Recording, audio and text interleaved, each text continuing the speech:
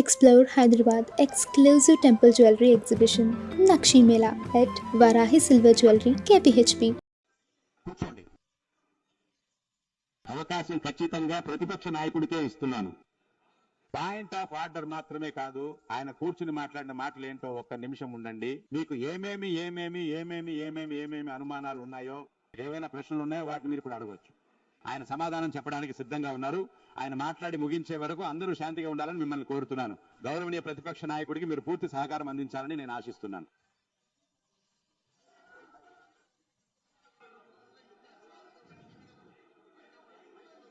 ఇవ్వండి, మైక్ ఇవ్వండి. గౌరవనీయ ప్రతిపక్ష నాయకుడు మైక్ ఇవ్వండి. సభ్యులారా, మీరు కూర్చోండి. నిన్న నేను ఇక్కడ మాట్లాడుతున్నప్పుడు కొందరు మంత్రులు నన్ను ఉద్దేశించి మాట్లాడారు, దానికి మీరు అనుమతి ఇచ్చారు. అదేవిధంగా ఈ రోజు ముఖ్యమంత్రి మాట్లాడుతున్నప్పుడు కొన్ని తప్పుడు మాటలు వాడుతున్నారు. ఆయన పార్టీ ఫండ్ గురించి ఇక్కడ ప్రస్తావించారు. ఒక మంత్రి ఆ పార్టీ ఫండ్ ఏ పార్టీకి చెందిందో కూడా చెప్పలేదు. ధైర్యం ఉంటే చెప్పండి, మేము వాటన్నిటిని ఎదుర్కోవడానికి సిద్ధంగా ఉన్నాము. ఏదైనా సరే ఆధారాలతో, ఏదైనా మీరు మాట్లాడండి. సరేనండి.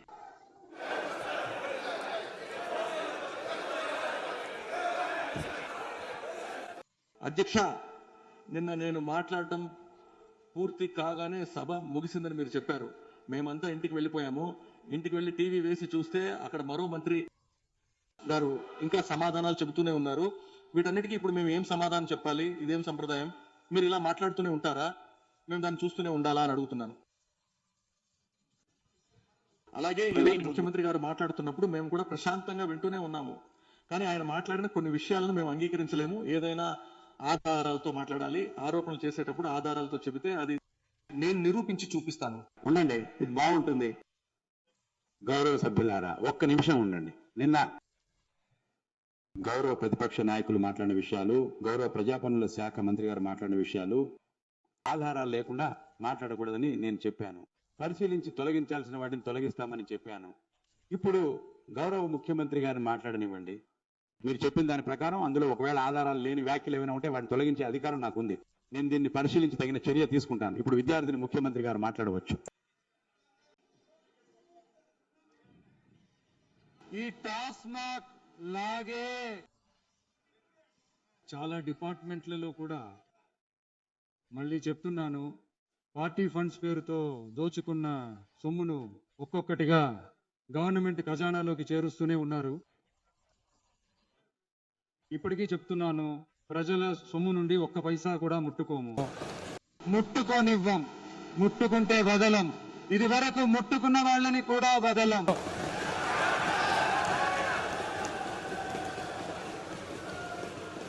చూస్తుంటే స్కామ్లు బయటపడతాయి. ఒక్కొక్క వేషం బయటపడేలా ఉంది చూస్తుంటే. ఇక్కడ ఉన్న చాలా మంది భయంతో వణికిపోయి మన మీద అపవాదులు. ఇప్పుడు కొత్తగా ఒక వెపన్ పట్టుకొచ్చారు. అదేంటో తెలుసా? వాళ్ళ దయ వల్లే మన పాలన నడుస్తోందట. కానీ ఈ పాలన ప్రజల దయ వల్ల నడుస్తోంది. మంచి మనసాక్షి ఉన్న శక్తుల యొక్క మద్దతుతో ఈ ప్రభుత్వం నడుస్తోంది. మేమే పంపించాం అని అంటున్నారు కదా. అలా పంపించిన వాళ్ళకి మినిస్ట్రీలో చోటు ఇస్తే ఎందుకు అంతలా ఏడుస్తున్నారు? ఎందుకంత కోపం, అంత ఆవేదన ఎందుకు? ఇందులో ఇంకో ముఖ్యమైన విషయం ఏంటంటే, మార్క్సిస్ట్ కమ్యూనిస్ట్ పార్టీ మనకు మద్దతు ఇవ్వడం అనేది వాళ్ళు సొంతంగా తీసుకున్న నిర్ణయం అని అంటున్నారు. అదే విధంగా ఇండియన్ కమ్యూనిస్ట్ పార్టీ మనకు మద్దతు ఇవ్వడం కూడా వాళ్ళు సొంతంగా తీసుకున్న నిర్ణయమే అని చెప్తున్నారు. ఇక ఇందులో మేమే పంపించాం అనే మాట ఎక్కడి నుంచి వచ్చిందో నాకైతే అర్థం కావట్లేదు. ప్రజలకు అంతా బాగా అర్థమవుతుంది. వాళ్ళన్నింటినీ క్లియర్ గా గమనిస్తున్నారు.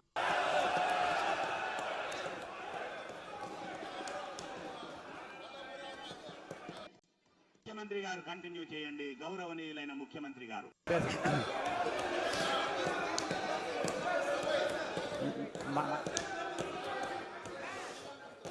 మాడు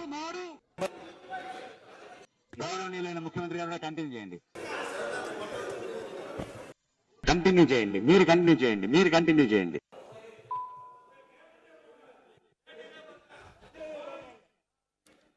సామాజిక న్యాయ ప్రభుత్వం అని చెప్పుకునే వాళ్ళని చూసి అడుగుతున్నాను. మన ఎస్సీ వర్గ సోదరులకి మీరు ఎన్ని మంత్రి పదవులు ఇచ్చారో కొంచెం చెప్పగలరా?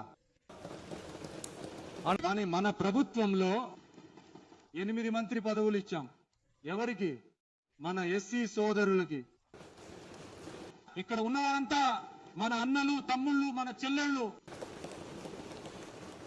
దాదాపు 100 ఏళ్ల క్రితం అంబేద్కర్ గారు కన్నా కల ఇప్పుడు నిజమైంది.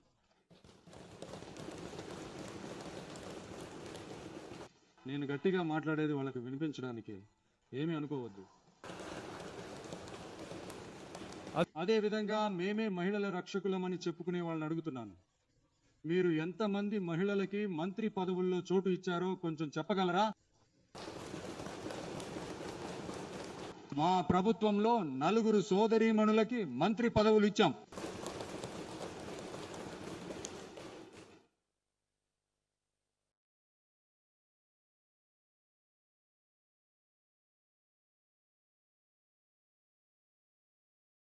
అందుకే ప్రజల చేత తిరస్కరించబడి ప్రజల చేత తొలగించబడిన వాళ్ళకి ఒకటే చెప్తున్నాను, మేము తప్పు చేయము, అవినీతి చేయము, నిజాయితీగా ఉంటాము, న్యాయంగా ఉంటాము అని చెప్పే వాళ్ళ వల్ల మాత్రమే కూటమి ప్రభుత్వాన్ని ఏర్పాటు చేస్తారు. పాలనలోనూ భాగం, అధికారంలోనూ భాగం ఇవ్వడానికి ముందుకు వస్తారు. అవినీతిలో కూరుకుపోయిన వాళ్ళు ఈ కూటమి ప్రభుత్వాన్ని కానీ, పాలనలో భాగం కానీ, అధికారంలో భాగం కానీ ఇవ్వడానికి ముందుకు రారు. మెజారిటీ ఉన్నా ఇవ్వరు, మెజారిటీ లేకపోయినా ఇవ్వరు. అడిగితే ఒక రెడీమేడ్ సమాధానం చెప్తారు, ప్రజలు కూటమి ప్రభుత్వాన్ని కోరుకోవడం లేదు అని. అదే ప్రజలు ఇప్పుడు వాళ్ళని చూసి నవ్వుతున్నారు. నేను పదవి చేపట్టిన రోజున నేను కొంత సమయం అడిగాను. ఎందుకు అడిగాను? ఆర్థిక పరిస్థితి అంతా కొంచెం దారుణంగా ఉంది.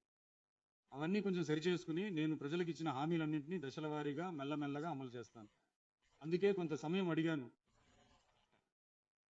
నేనేదో వేరే దేనికోసమో లేక వేరే ఎవరి కోసమో సమయం అడిగినట్టు, లేకపోతే ఇప్పుడు ఈ సభలో లేని వాళ్ళ గురించి నేను మాట్లాడకూడదని అనుకుంటున్నాను.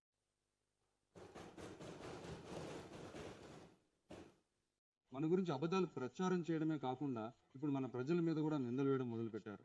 ప్రజలు మనకు ఓటు వేయడం తప్పడా? కుటుంబాలే మనల్ని సపోర్ట్ చేయడం తప్పడా? ఇది ఇప్పుడు మొదలవ్వలేదు, ఎన్టీఆర్ కాలం నుంచే ఉంది. ఆయన గెలిచినప్పుడు కూడా ప్రజల గురించి ఇలాగే తప్పుగా మాట్లాడేవాళ్ళు. ప్రజలు ఎంజీఆర్ ఏం చేశారు? 50 ఏళ్లుగా ఇంకా అదే పాత టెక్నిక్ ఎందుకు వాడుతున్నారు?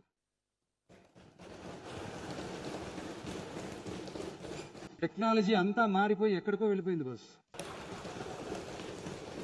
కనీసం ఇప్పుడైనా మీ పాత టెక్నిక్ కొంచెం మార్చుకుంటే చాలా బాగుంటుంది. కాబట్టి ప్రజలకు యూస్ఫుల్గా ఉండేలా ఏవైనా నిర్మాణాత్మకమైన అభిప్రాయాలు లేదా ఆకట్టుకునే కొత్త ఐడియాస్ ఏవైనా ఉంటే చెప్పండి. వాటిని మేము డిఫరెంట్గా తీసుకుంటాం. కానీ అది వదిలేసి ఈ వెటకారం, మీరు హేళనగా సంబంధం లేకుండా మాట్లాడి ఆ తర్వాత సీఎం సమాధానం చెప్పలేదనడం సరికాదు. తర్వాత ఏంటి, ఇది ఇంట్లో కూర్చుని చేసే పాలన?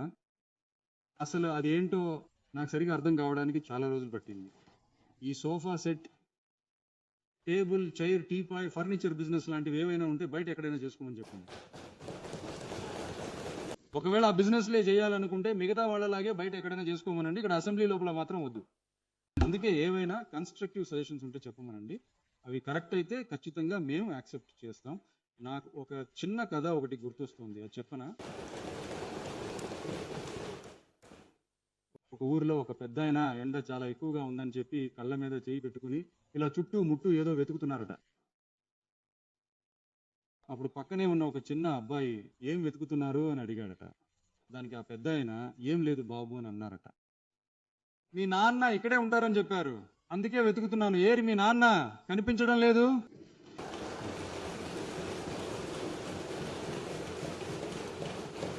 లేదు, మాకు కూడా ఎటకారం సంబంధం లేని చిన్న కథలు చెప్పడం అన్నీ తెలుసు.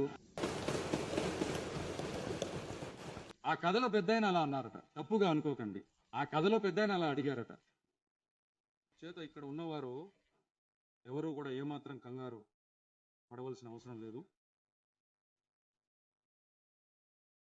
ఇంకో విషయం, నా ఈ ప్రసంగాన్ని ముగించే ముందు వెళ్ళిపోయారు. మాట్లాడదామా? ఈరోజు మీ అభిప్రాయాల గురించి మనస్ఫూర్తిగా మాట్లాడుకోవచ్చు. టీవీలో చూద్దాం. సరే, అదే 5 నిమిషాలు మాట్లాడితేనే కొలతూరు ఇలా అయిపోయింది. మాట్లాడి ఇంకేం చేస్తాం. నేను నా ప్రసంగాన్ని ముగించే ముందు ఒక ముఖ్యమైన విషయం చెప్పాలనుకుంటున్నాను. గవర్నర్ ప్రసంగం చేసిన రోజున తాయి వాళ్ళతో తర్వాత జాతీయ గీతం పాడటం తప్పు, జాతీయ గీతాన్ని 2 సార్లు పాడటం తప్పు. అలాంటి ఒక సంఘటన ఈ అసెంబ్లీలో ఇంతకుముందు ఎప్పుడూ జరగలేదు. మీరు ఆ సంప్రదాయాన్నే మార్చేశారు. ఇలాంటి ఒక పెద్ద యుద్ధం లాంటిదని ప్రతిపక్షం వాళ్ళంతా చెప్పారు కదా, గుర్తుందా? ఆ రాష్ట్ర హక్కుల పోరాట యోధులను, ఆ సంప్రదాయాన్ని కాపాడే హక్కుల పోరాట యోధులను నేను ఒకటే ప్రశ్న అడగాలి. 2021 ఆగస్టు 2 మీకు గుర్తుందా? తమిళనాడు లెజిస్లేచర్ సెంటనరీ సెలబ్రేషన్స్ జరిగిన ఆ ఫంక్షన్లో మన మాజీ ముఖ్యమంత్రి కరుణానిధి గారి గురించి కలైంజర్ గారి సారీ ఫర్ దట్ కలైంజర్ గారి గురించి గౌరవనీయులైన రాష్ట్రపతి గారు ఒక ఫోటోను ఆవిష్కరించేటటువంటి ఒక ఫంక్షన్ అది. ఆ ఫంక్షన్లో నేషనల్ ఆంథం తర్వాత తమిళ తాయి వాస్తు ఉంటుందని అనౌన్స్ చేసింది మీకు గుర్తుందా? అంటే నేషనల్ ఆంథం అయిపోయిన తర్వాత రెండోసారి ఈ పాయింట్ మీరు నోట్ చేసుకోండి. గౌరవనీయులైన స్పీకర్ గారు, ప్లీజ్ ఈ పాయింట్ నోట్ చేసుకోండి. జాతీయ గీతం పూర్తయిన తర్వాత వాళ్ళు తమిళ తాయి వాస్తుని రెండోసారి పాడతామని చెప్పిన సంగతి మీకు గుర్తుందా? మనం గౌరవంగా ముత్తమిళ్ అరిజ్ఞర్ అని పిలుచుకునే మన కలైజ్ఞర్ గారి ఆ ఫోటో ఆవిష్కరణ జరిగిన ఫంక్షన్లో ఆయన ఉన్నటువంటి ఇదే సభలో తమిళ్ని 2వ స్థానానికి నెట్టేసింది ఎవరో మీకు గుర్తుందా? అది మాత్రమే కాకుండా నేషనల్ ఆంథంని కూడా నేషనల్ ఆంథం అని చెప్పి అదే ఫంక్షన్లో చివరిలో ఫంక్షన్ ముగిసేటప్పుడు రెండోసారి నేషనల్ ఆంథం పాడింది కూడా మీకు గుర్తుందా? ఇదే సభలో అది జరిగింది. అసెంబ్లీ రికార్డులో కూడా అది ఉంది. ఇదే సభలో అది జరిగింది. ఈ బుక్ లో సరైన సమయంలో ఈ ఆధారం అందించిన గౌరవ ముఖ్యమంత్రులకు ధన్యవాదాలు. మీకు ఏదైనా డౌట్ ఉంటే కనుక ఈ బుక్ చూసి క్లియర్ గా తెలుసుకోవచ్చు. అందుకే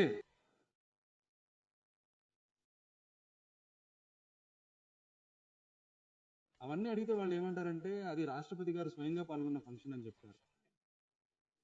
అవన్నీ అంతే జరుగుతాయి, వాటిని అస్సలు పట్టించుకోకూడదు అని వాళ్ళు అంటారు. ఇలాగే చెప్పేది ఒకటి, చేసేది ఒకటి, చెప్పేది ఒకటి, ఇవన్నీ ప్రజలు గమనిస్తూనే ఉన్నారు. ఎలక్షన్ల ముందు కూడా వాళ్ళు ఇలాగే చేశారు, ఇప్పుడు ఎలక్షన్ల తర్వాత కూడా మళ్ళీ అదే చేస్తున్నారు. ఈ విజయ్ని కూడా సామాన్యుల కోసం నిజమైన సామాజిక న్యాయం అందించే ఈ ప్రభుత్వాన్ని అవమానించడానికే వాళ్ళ ఆ పొలిటికల్ సీనియారిటీని వాళ్ళు వాడుతున్నట్టున్నారు. సరే, చేయనివ్వండి, బాగా చేయనివ్వండి. ఇప్పుడు వచ్చి అయినా మన రాష్ట్ర హక్కులు, భాషా హక్కుల గురించి ఉత్తమ పుత్రుడిలా వేషం వేసే ప్రతిపక్షానికి ఒక్కటి మాత్రం ఆణిముత్యంలా గట్టిగా చెప్తున్నాం. మీలాగా తమిళం అని చెప్పుకుంటూ భాష, సంప్రదాయం, సంస్కృతి అని చెప్పుకుంటూ డబుల్ యాక్షన్ చేసేవాళ్ళం మేము అస్సలు కాదు. ప్రపంచవ్యాప్తంగా ఉన్న నా తమిళ సోదరులందరికీ మా హామీ ఏంటంటే తమిళమే మా జీవనాడి అని మేము ఎప్పటికీ మర్చిపోము. మేము రాష్ట్ర హక్కులకు ఎప్పుడూ కట్టుబడి ఉంటాం. అయితే రాజకీయం వేరే విషయం, కేంద్ర రాష్ట్ర ప్రభుత్వాల మధ్య ఉండే పరిపాలనా విధానం అనేది వేరు. ఈ విషయంలో మేము చాలా స్పష్టంగా ఉన్నాం. అందుకే చెప్తున్నాను, మాకు పాఠాలు నేర్పుతున్నాం అనుకుంటూ మీ అసలు రంగును మీరే బయట పెడుతున్నారు, అది మర్చిపోకండి. ఇకపోతే నిన్న ప్రతిపక్ష నాయకులు, గౌరవనీయులైన ప్రతిపక్ష నాయకులు మాట్లాడుతూ చాలా విషయాలు చెప్పారు. అందులో ఒక్కటి మాత్రం ప్రభుత్వాన్ని అన్నట్లు మమ్మల్ని పరోక్షంగా ఏదో అనబోయారు. ఈవిల్ అనే పదాన్ని వాడారు. ఇప్పుడు నాకు ఒక్కటే చెప్పాలనిపిస్తుంది, ఈవిల్స్ గురించి డెవిల్స్ మాట్లాడకూడదు.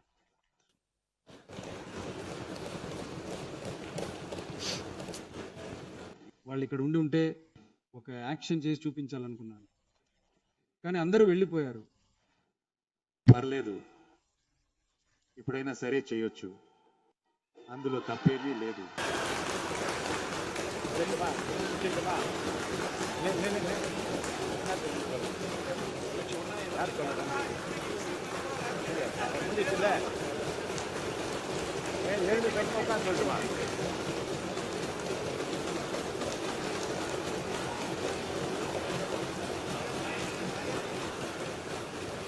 ఈ చర్చ ముగిసింది.